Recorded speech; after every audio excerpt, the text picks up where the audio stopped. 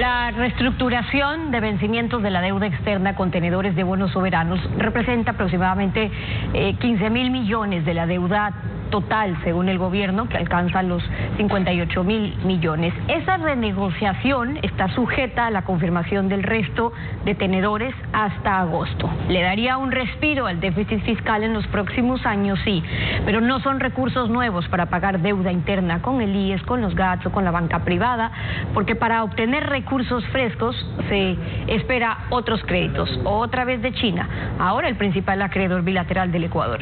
Mauricio Pozo, exministro de Finanzas, bienvenido a Contacto Directo. Buenos días, Steffi, muchas gracias por la entrevista. Buenos días también. Empecemos escuchando al ministro Richard Martínez y al exministro Carlos de la Torre hablando de China.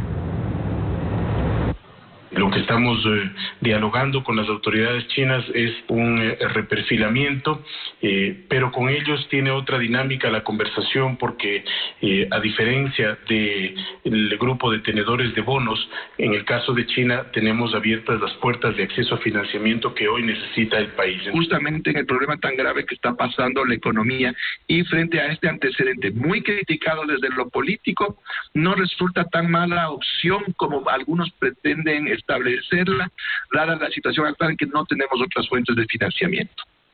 Queda claro con eso que para obtener recursos frescos de China no va a haber mayor renegociación de la onerosa deuda anterior, porque allí dieron como garantía petróleo a corto plazo, altas tasas de interés. Ahora se ofrece que pueden bajar las tasas, pero igual manteniendo siempre esta garantía de preventas petroleras. ¿No hay otra alternativa? Bueno, es importante que tengamos presente que la deuda total son 58.400 millones. Lo que se acaba de renegociar esperando que pliegue el resto de tenedores es 17.235 millones. Adicional a esto tenemos alrededor de 5.800 millones de dólares con acreedores de gobierno, es decir, deuda bilateral, donde 5.500 es con la China. Esto significa en términos prácticos que en el caso de los gobiernos hay que buscar, por un lado, replantear la deuda que teníamos en mejores condiciones, poder levantar liquidez adicional, que es lo que está esperando el gobierno por 2.400 millones, y buscar mejorar las condiciones que estaban previamente establecidas. Fíjese en este último tema. Se está reemplazando la deuda de ICBC, que era de 970 millones, por una nueva obligación de 1.400 millones, con una tasa de aproximadamente 5.15 más el LIBOR a 3 meses, con un periodo de gracia adicional de 9 meses. Es decir, sí se está mejorando las condiciones, pero esto es solo una parte del problema de la deuda. Hay que proseguir con un cambio de las condiciones de la deuda interna y además poder levantar recursos adicionales con los multilaterales. Pero cuando hablamos de levantar los recursos multilaterales, y nos referimos específicamente a China y el que hayamos tenido que poner como garantía estas preventas petroleras, nos deja nuevamente ahora, sabiendo que es a China justamente donde volvemos a poner los ojos, nos deja en las mismas condiciones para negociar. Por eso le preguntaba, ¿no hay otra alternativa cuando estamos hablando de China? Bueno, en el caso de la China no es tanto de garantía, Steffi.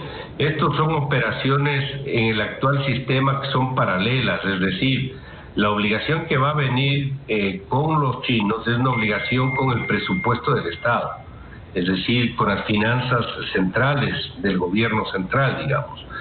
Paralelamente, a través de la empresa Petroecuador, se le vende petróleo a la China, pero no es una garantía, son operaciones que están vinculadas, pero no es que la una actúa de garantía. Bueno, pero así se lo vendía también antes, pero finalmente esos acuerdos que se hicieron, los de 4 partes, tú me prestas, pero después yo te pago, o finalmente termina siendo con petróleo, es que termina en la práctica poniendo las preventas petroleras o estas ventas anticipadas como parte de la negociación en la mesa. Lo que hace Petroecuador, lo otro los recursos que recibe el Estado, pero ahí precisamente ha estado el problema. Sí, bueno, realmente el problema más allá de eso ha sido que las condiciones financieras no han sido las mejores.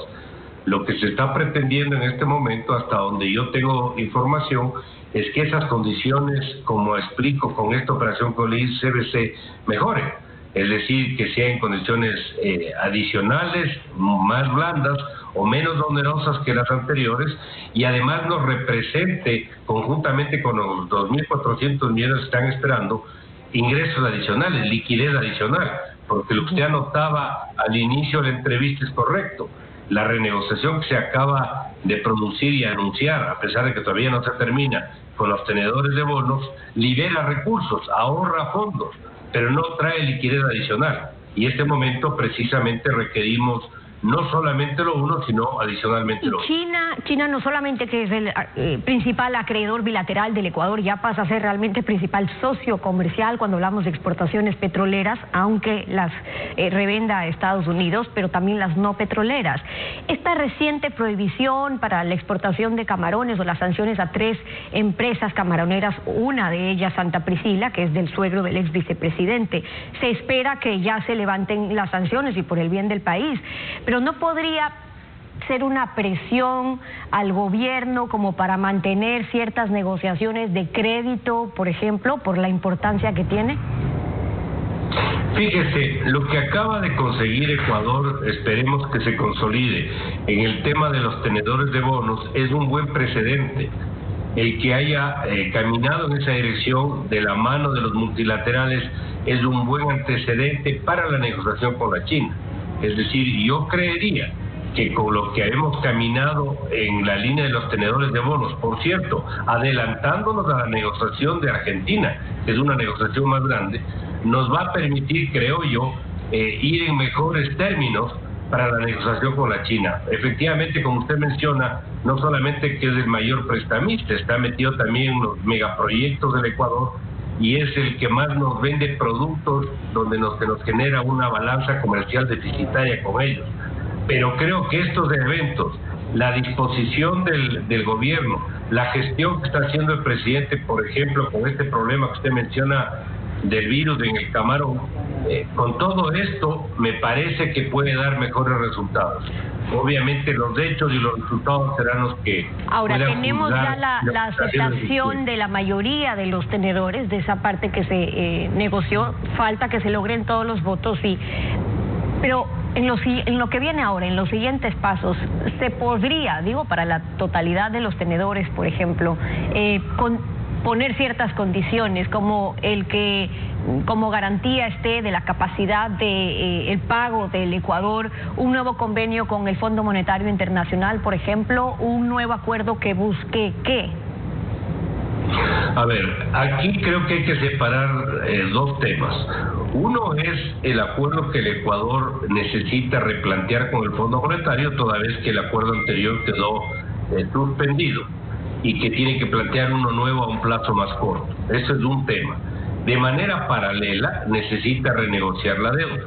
Obviamente que las cosas sí, de alguna manera, se vinculan la una con la otra, pero en términos prácticos yo creo que va por ahí la línea que tiene que seguirse. Sin embargo, el Ecuador, en el caso de la concreción del arreglo con los tenedores de bonos, lo hizo sin ninguna garantía que no sea la capacidad de pago de la economía ecuatoriana. Es lo que se llama la garantía soberana. Yo creo que tienen que caminar en esa misma dirección hasta finalizar el proceso. Esto no quiere decir que no busque un acuerdo con el fondo, porque necesita más recursos adicionales para atender el problema que estamos teniendo. Ahora, de su experiencia como ministro de Finanzas, que manejó justamente un acuerdo con el fondo en el gobierno de Gutiérrez, se tuvo que garantizar el cumplimiento también de que no aumente, por ejemplo, el tamaño del Estado para que la dolarización se fortalezca, hubo un superávit fiscal. Ahora lo que tenemos es una década de duplicación prácticamente en el crecimiento del Estado, y eso debilita la capacidad de pago del Ecuador a la misma dolarización. ¿Es imprescindible, a su juicio, reducir esa masa salarial? ¿Hay maneras de hacerlo, esa reducción, sin que signifique un impacto social tan doloroso? Bueno, aquí tenemos que tener claro algo, Steffi. Con fondo monetario o sin fondo monetario, el tamaño del Estado y la obesidad al que ha llegado es inmanejable y es insostenible. Eso se mantuvo en promedio el 21% del PIB hasta el año 2006. Ahora estamos hablando de alrededor del 37% del PIB, es decir, prácticamente se duplicó. Y eso genera dos problemas recurrentes: déficit fiscales permanentes y endeudamiento acelerado, que es lo que hemos visto en los últimos años. Entonces, en ese sentido, tiene que ir reduciendo. Esa reducción tiene sus bemoles y tiene sus costos. Hay cómo reducir, por ejemplo, la nómina pública sin despedir personal, que es a través de, por ejemplo, la modificación que se acaba de hacer en la jornada laboral. Pero esto tiene que seguir, porque el sector público no es solamente el gobierno central. El sector público involucra todas las entidades autónomas, los gobiernos seccionales, las entidades de control, Petroecuador, Petroamazonas, Seguro Social, etcétera. Todo eso tiene que redimensionar el tamaño para que sea sostenible y obviamente ir jugando de una manera que el impacto social sea el menor posible. Pero eso tiene que reducirse. Caso contrario, le estamos pasando al sector privado la falta de acción por parte del gobierno, y eso me parece que no es lo correcto. Las observaciones del exministro de Finanzas, Mauricio Pozo, en Contacto Directo. Gracias por habernos acompañado. Muchas gracias, Pepe.